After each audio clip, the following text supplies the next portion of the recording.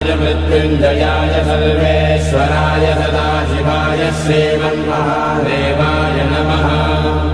नमस्तेऽस्तु भगवन् विश्वेश्वराय महादेवाय त्र्यम्बकाय त्रिपुरान्तकाय त्रिकाग्निकालाय कालाग्निरुद्राय नीलकण्ठाय मृत्युञ्जयाय सर्वेश्वराय सदाशिवाय श्रीमन्महादेवाय नमः।